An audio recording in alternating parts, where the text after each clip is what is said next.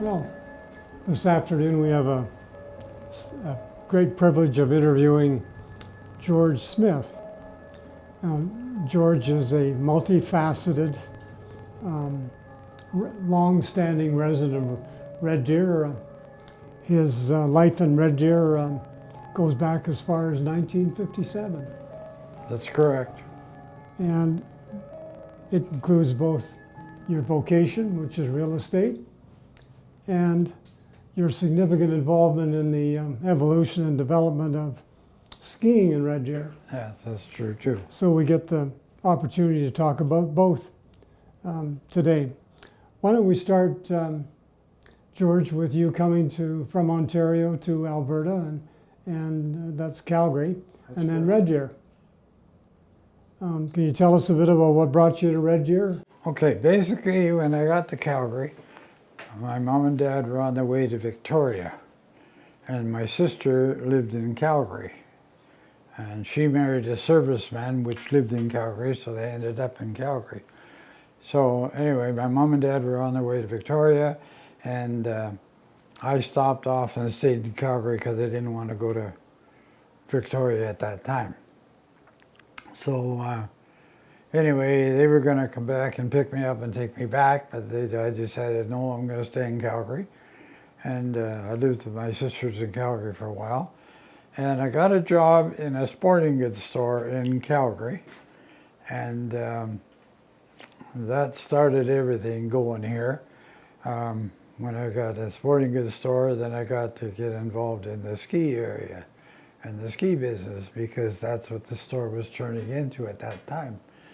And Mount Norquay, we just got his, in Banff, just got the chairlift in Banff a couple of years before that. And one of the girls that was an instructor there, she sort of took me under her wing, and I went up there and learned how to ski on Norquay.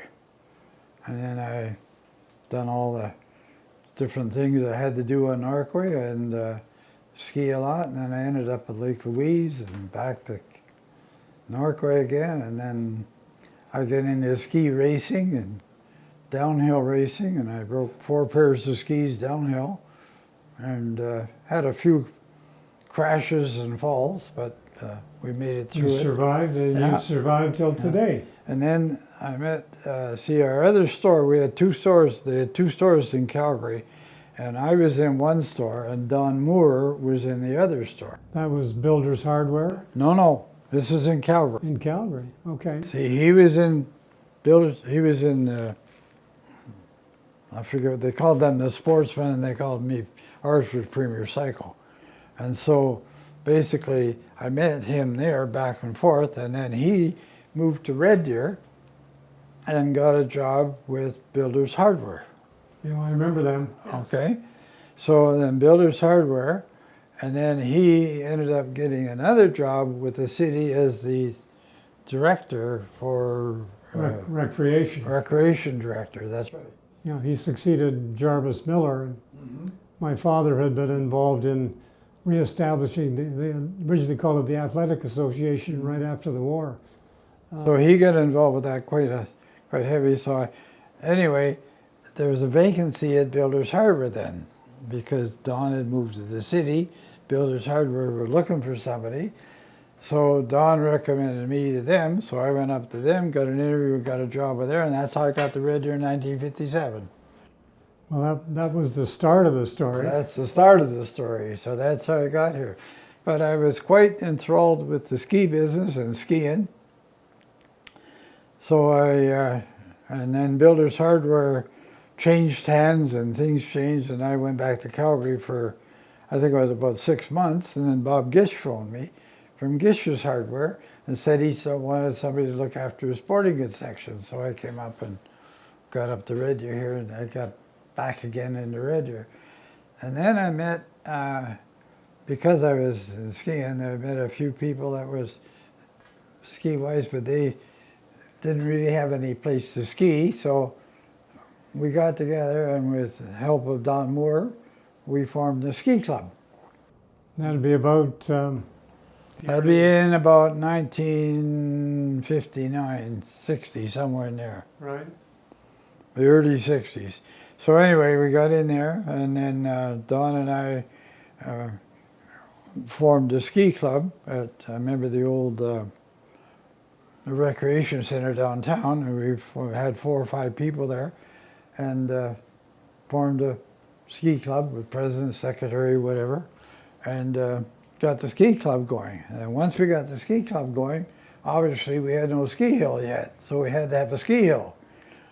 So we ended up going out to Northy's property, and he gave us his property to ski on and to build a rope tow on. And the Northy property would be out near the Riverbend Golf Course or 3 Mile Bend. Yeah, that's right. And then that's where the first ski hill started in Red Deer. That's before the one on Missioner Hill? Oh yeah, quite a ways before the one on Missioner Hill. So we started that one, and then we had some people skiing, and we had 2 aviators from the Penhold Air Base join the ski club, and they were quite a couple of guys down there, and they decided, well, maybe we should get our own ski hill, and because this one wasn't quite good because there was a gravel pit down the bottom, and we couldn't go any further, and we didn't have a good enough outrun, so, and it wasn't big enough. So they that flew gravel up. pit is still there. Probably. Although the new bridge they're planning for Highway 11X will go through it. You know, the Northies are our neighbors out in Balmoral Heights, but lovely family. Anyway, we went from there, and they flew up and down the river and taking pictures of the different slopes of the riverbank at Canyon. Okay? And then we had to make sure, because the sun, if it hit the snow, it had to be on the south side of the river, because the snow would melt on the north side. There'd be none on the south side had the snow, the north side was melting out. And they flew up and down the river and taking pictures of the different things. They were training pilots at Penhold. Yeah. But this was part of the training, was taking pictures. Yeah. So anyway, we ended up getting at where the canyon is now. And then at that point, things were going reasonably well with me. I was still in Gish's Hardware and whatever. And then Gish's, I'm not sure, I think he got sick or something, and he couldn't run it. So he got rid of that. And I ended up going from Gish's Hardware, and I thought, well, I've been doing this for everybody else, why don't I do it for myself? So I started my own store. And then the store was a sporting goods store, and then eventually it turned into a ski shop. And it was called Summit Ski and Sports. And that's how that one was in there. So I got that all organized, and then of course we were tied in with the ski hill. And at that time, there was lots of trees on that hill, I'll tell you, out at the canyon, because we being very aggressive and very stupid maybe, thinking we could cut all these trees off by hand. So every weekend we were out cutting trees down, and we got about a third of the way down the lift line, and we thought, this isn't going to work, because we're not going to get these trees off of here by winter. So anyway, we got a hold of Harry Boomer, and Harry Boomer came in and cut them down with the Caterpillar. He had 2 D8 cats, and he had them working out there. And I remember them there, and I remember cutting the road down to the ski hill. I see the ski hill could only go 2/3 of the way down, because the other third belonged to the government. It's Crown land right in there, and we couldn't do anything with that. So we built a ski lodge part way up. That's where the old ski lodge started, up there. That's there's a steep hill down there. I don't know how many feet it is, but I've run up and down that, and all the stumps you talk about, they're all gone. Oh yeah, I know. Yeah. So anyway, we finally ended up building the ski hill there, but the ski club it was too big a project for the ski club, so then we sold it to the Boomer Brothers and Boomers, and there was a few other people in there in a company, and they bought it out and developed it from there. Well, the ski slope's done a lot to both introduce Red Deerians to skiing, but also has led to some pretty significant skiers Oh yeah, over the years. Oh, we had Nancy Green out there. We had the Canadian, what do they call them? They were the Canadian team, ski team out there training. We had a number of celebrities out there. I can't remember them all, but they're there. But anyway, after that, it's one of the best slopes, steepest. Right now, this is the best, the largest slope outside of the mountains. Yep, very true. Yeah, and so that's where that came in at.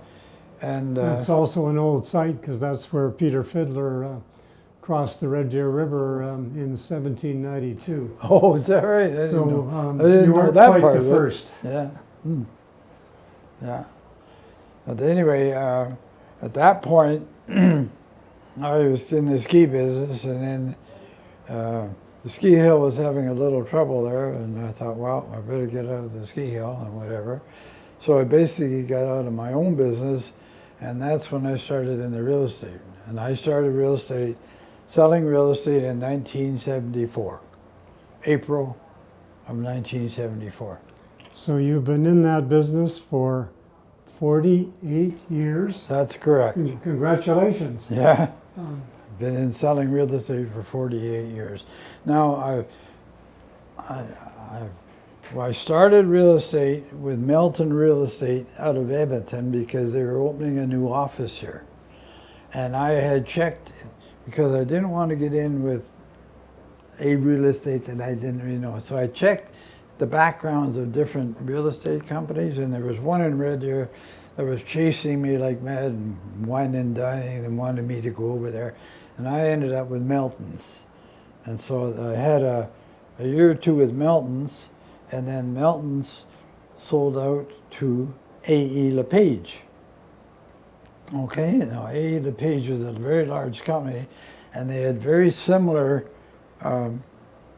programs. They were very, very similar in their programming. And they were very honest people. And Stan Melton passed away 2 or 3 years after that, and then, of course, A.E. LePage had bought it out by then. So I've changed companies umpteen times. There was Melton Real Estate the first time, which now turned into A.E. LePage. And then A.E. LePage, it turned out to Melton A.E. LePage, and it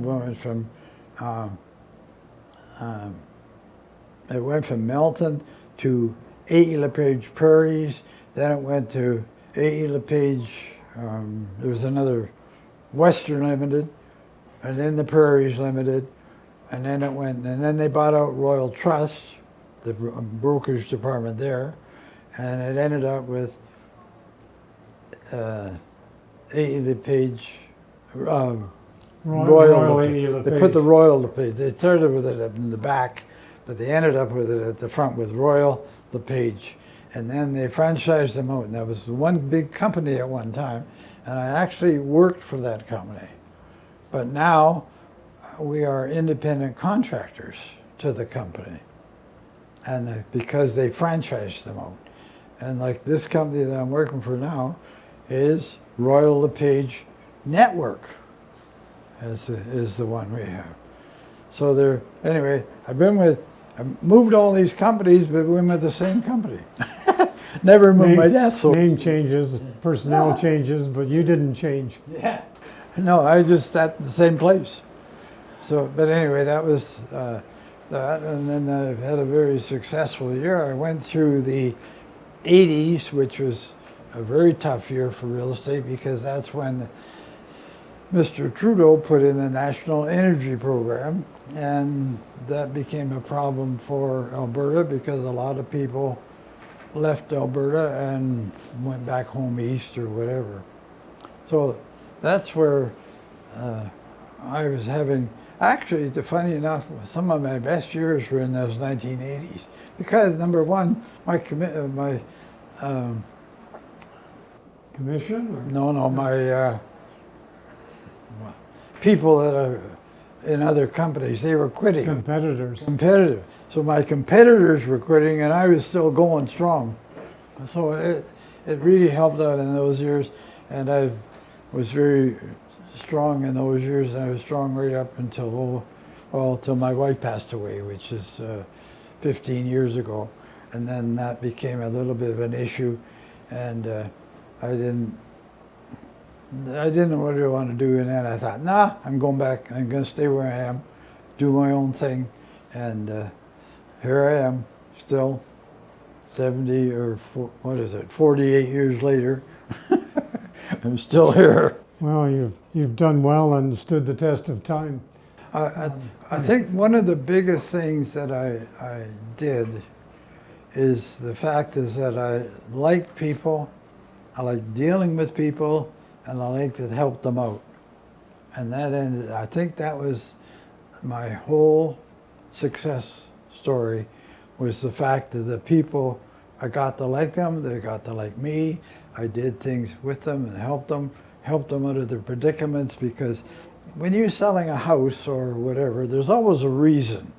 And that kept me in the business because it was all different. Every time I meet somebody, everything was different again. That was different than this one, this was different than that one. And I'm still finding that today. We still have people that everybody I talk to, they got a real estate problem, and it's always different. Some of it's the same, but it's always a little on the different side. Well, given the options that you had and the evolution of the industry, you've chosen to stay in residential real estate as opposed to commercial or Right. Farming real estate, and certainly you've done well See, what happens, applying that philosophy. yeah, what happened a few years ago, they changed the licensing. And a few years ago, like at one time, I could sell anything.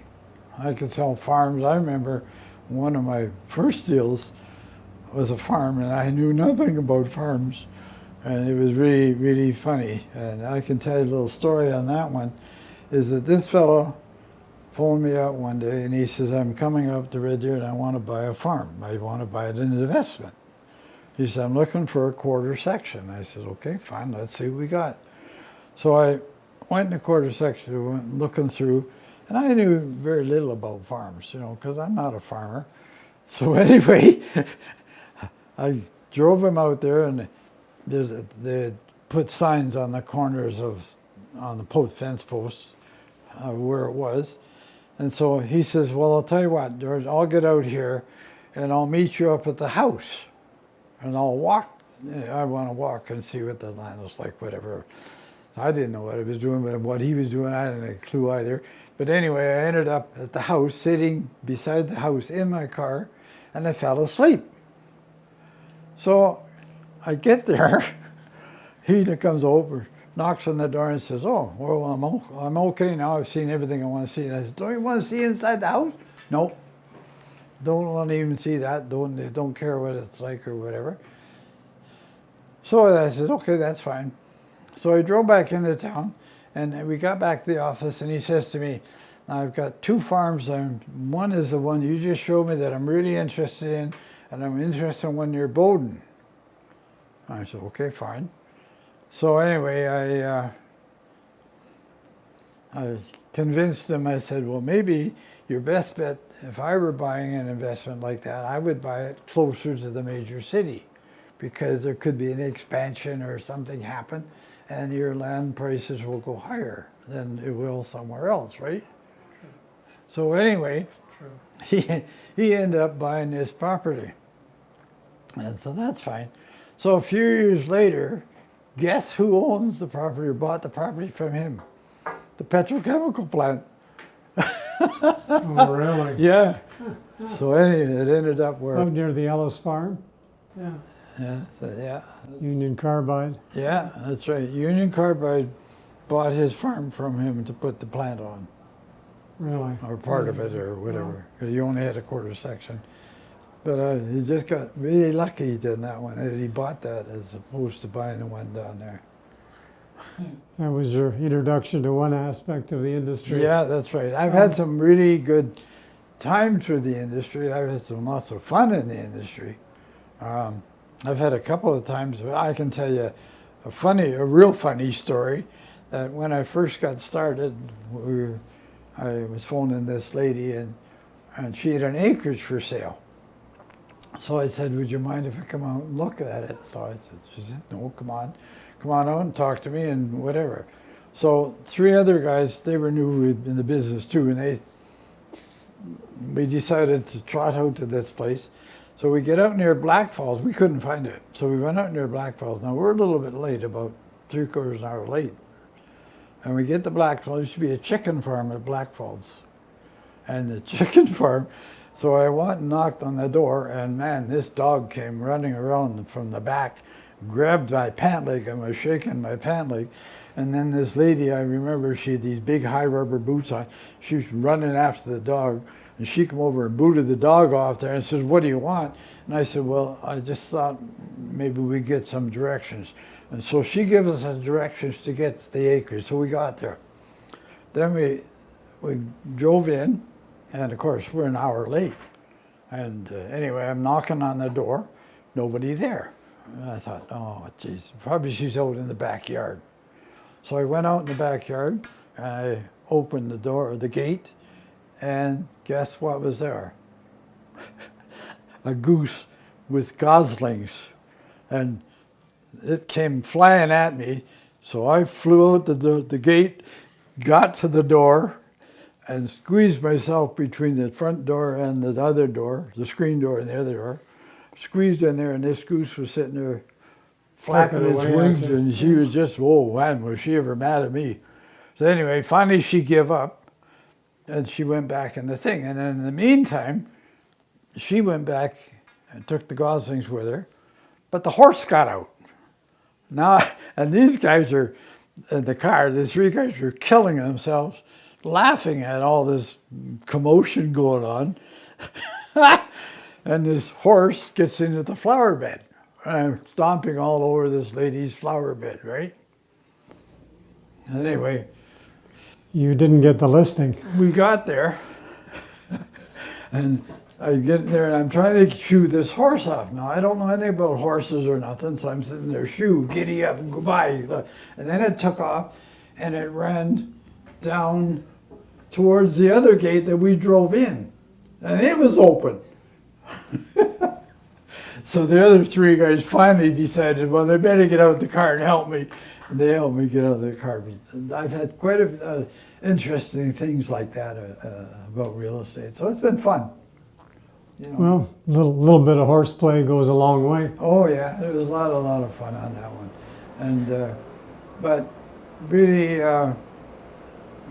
real estate is completely changed around now. It's a lot different than it was. Like, we did a lot of business on handshakes. You know, your handshake was the thing. If you shook the guy's hand and says, "Yeah, we got a deal," you got the deal. There's no question. And if he'd say, "Yeah, George, come back in 2 days at 2 o'clock in the afternoon, and I'll give you the listing," 2 days they'd be back, and he'd get the listing. Now it's a lot different. It's not, things have changed from the handshake. There's that been changed. There's a number of things that have been changed. And it's much more electronically orientated now. You were telling me a story about how COVID has changed the work in the field too. Yeah, oh yeah. Well, like for instance now, when you look at, you're buying a house, they pick out the houses they want to see, and then because they've seen them all on the internet or wherever, and then they say, "Show me these houses." But when I really get down and talk to them and find out what their needs are, different. Some of those houses won't even fit their needs at all. And it's amazing that you're showing 15 or 20 houses, and at least some of them will not fit their needs. But I used to pick them out and say, what are your needs first? And I still do. What are your needs first, and look at what your absolute need in a house. And you need 3 bedrooms, you need this, and that's your absolute needs. And then your wants. I want this and I want that. And you put those two together, put it into the computer spits them out, tells me which houses to see. So I'm using the new systems and the old system together. So it's working very well. That's called using your experience. Yeah, that's right. And I have some people here in the office. So there are new people in the office. I kind of like them, help them out to get going as well. So they ask me different questions, and that's fine. And I do different things with them to show them what's going on or how to do different things. George, the real estate market in any community, of course, is not alone. It's related to or relevant to other parts nearby, and in Red Deer's case, it's particularly related to the real estate market in Calgary and Edmonton. That's true. Can you tell us a bit about that relationship and how it affects prices? Yeah, when I look in Calgary, I at one time they've both quit and they've both passed away. But I had a fellow in Calgary and a fellow in Edmonton, which were top producers, and I would talk to them, and we had little competitions going about who was doing what at the tail end of the month, right? We'd say, okay, how many listings you had, how many listings, we had a little competition. So, but what I was getting from them is the Calgary markets and what was happening in the Calgary market. And so basically I got figuring it out, thinking, well, the houses in Calgary are going up or going down. And I'd look at that and they'd tell me their stuff there. Their numbers, and I'd statistics. look at our market, and about a month later, it went down. Or it would go up. It would change according to the two different markets. So the Calgary market went up, then the Red Deer market went up later. So it was quite a different thing. But you said there's been a long-standing relationship. In other words, that's not new. That relationship is long-standing. That's been around for a while, yeah. No, it's still there. Basically, The relationship's still there. Right at the moment, Calgary is actually going bananas, because I talked to some of my fellow realtors in Calgary, and they are still having a little trouble with the market, how many houses are on the market, the shortage of houses, and prices are going up. And why the reason for that is we're getting people from BC, we're getting people from the east coming to Alberta. Because they've sold their homes in Vancouver and Toronto. Or wherever. And some of those, they come here, buy a very similar home to that one for half the price. And of course now, Alberta is now one of the prime provinces for people moving into. And we're getting a lot of, because we got a lot of things in Alberta. If you really look at Alberta, we don't have a sales tax, number one. Number two, we don't have any other tax, such as registration tax.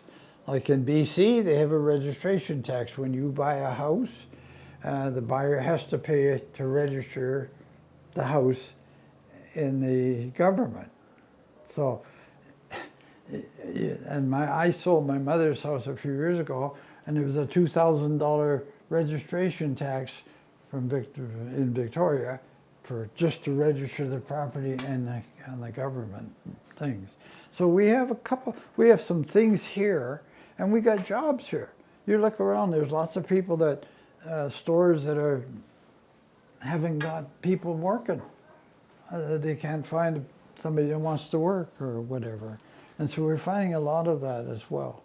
I think I heard recently that there were 1 million jobs empty, vacant in Canada. And of course, our unemployment rate's the lowest it's ever been, at Yeah. least for half a century. Yeah.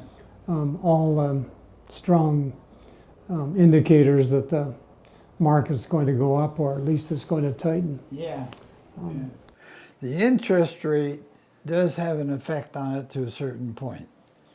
Like when the interest rate starts to climb, which it was around 2% at one time as the interest rate on a mortgage, and now I think it's up around 5.5 or something. So it will have an effect on, say, first-time buyers, because they have to qualify at the higher rate.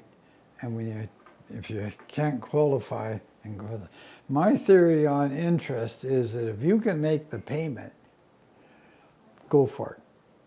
Now, I sold houses at 18% at one time. Back in the 1980s. In the 1980s, And they it were went even up higher to than that. 18% or 21%, and they were even higher. The government at that time,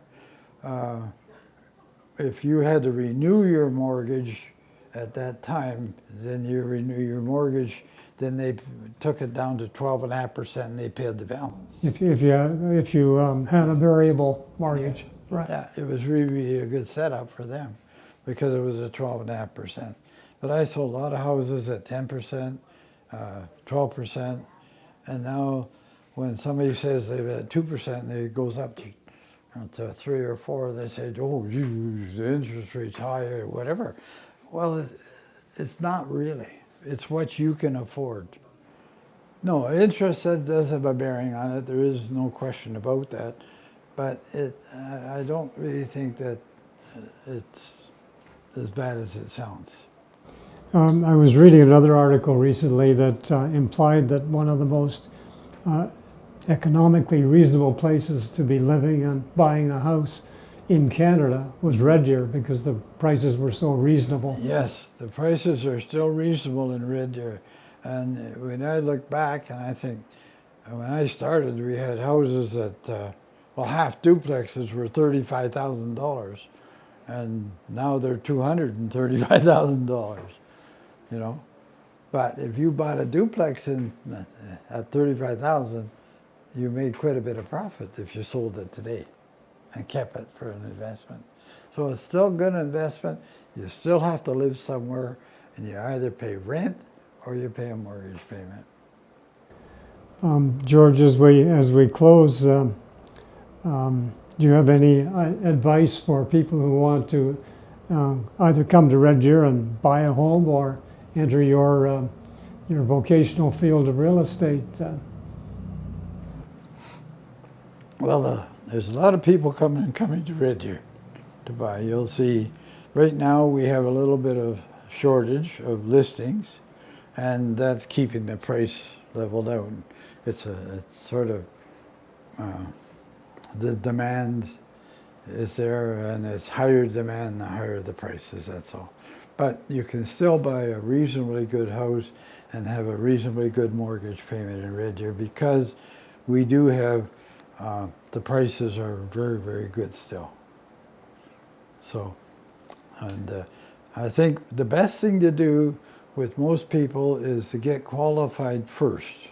Go get your mortgage approved in place before you do anything if you're buying a house, because of the fact that will help you buy your house when the offer comes in, because you've already been qualified, you already have a mortgage in place, and the owner will look at that very strongly. Now, if you look at it and there's a condition on there subject to mortgage approval, and you haven't got your approval yet, they're not going to look at that as strong as they would with somebody that has. They may not accept your offer at that point. George, you certainly have accumulated a lot of experience, and as you were suggesting, shared it with many others for half a century. That's a long time in Red Deer. Yeah. I know I've exceeded that figure, I think, by a few years. But as you were suggesting, Red Deer is a great place to live. Your experiences with skiing and creating skiing opportunities in Red Deer and recreational opportunities. Oh, we've got Don Moore. We got all kinds of really things made a in Red Deer difference. to do. You know, like they have a very good recreational system here. I mean, you can play pickleball if you want, or you can go skiing, or you can cross-country ski, or you can go fishing. I mean, we got a river that goes right by us. We go fish. I used to go fishing down the river, and right just about this time, the whitefish are starting to run. So in August, whitefish run, and they're very good tasting fish, by the way, especially if they're smoked. But anyway, that's what I like doing. I like skiing, I like fishing, I like the outdoors. I did lots of camping with my family. But you know, it gets to a point where you get a little tired now, as opposed to what you used to be. Like I used to go in the morning from 8 in the morning till probably 11 at night, just about every day, except a couple days on the weekend sometimes. And now I couldn't do that. But I still like helping people, and I still like helping the first-time buyer out, because basically they're very illiterate. They don't know much. And you've got to teach them the program, how it works, show them the offer, show how it's written, show the conditions you may run into, the problem you might run into if you do this, if you do that. And you got to sit down with them and go over all these things before we even go looking at houses. Because I can go look at houses and say, okay, let's look at this house and let's put an offer in on that one. Let's get it, or whatever. I like to teach people, and that makes the difference. And that's why I think I'm successful. I've been successful all these years. Well, the other thing that's quite apparent, George, is you're a great salesman for Red Deer. Whether somebody new who's coming or somebody who's trading their houses up or down. But in either event, you know Red Deer well. Yeah, and you know, Red Deer's getting pluses. bigger, obviously. You know, it's getting different communities being bigger. And like you go to Calgary now, and like I lived in Calgary, boy, I'll tell you, it was quite different there then than it is now. But they got little communities the size of Red Deer. Okay, that's that community. Well, and we got the same stuff they got, and I can walk to the river if I want to go fishing.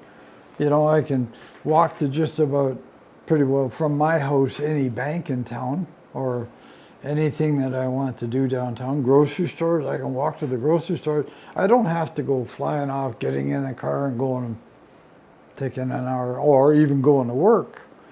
Going to work, if you work in Calgary, live in the south side of Calgary and work on the north side, you're going to spend hours getting there. And I just think Red Deer's got it. And even the small towns. You know, like Sylvan Lake is not very far from us. You can go out there. I used to have a sailboat. I went out there sailing every so often. Anyway, you know, Sylvan's a great place to live too. And so is Innisfil and Lacombe and Black Falls. Look at Black Falls. It's got a great big community center. recreation center there. You know, and really, I mean, so, Penhole's got one. You know, I mean, Yes, they do. You can live in Penhold, small town atmosphere, come to Calgary or come to Red Deer and get all your groceries and whatever. So Central Alberta is really a good place to live. There's no question about it. George, you really are a great salesman for Red Deer. And obviously that's why you've done so well in the industry and stayed with it for so many years. There aren't too many competitors at your age. No, there isn't. Yeah. And those who've enjoyed the industry and been so successful at it. I think I was looking, I can't remember now, the MLS board. I know I'm the oldest one on the MLS board, I know that. But there's not that many that's close to me. There's some of them are getting there, but they're not that close. Well, I hope you've got many years to come too, George. Well, And let's hope so. congratulations. Thank you. And thank you very much for sharing so much with us. I just like to talk to people. Well, I love to hear somebody selling Red Deer and all its attributes. Well, you know, we've got it's a good city, and it's been really good to me.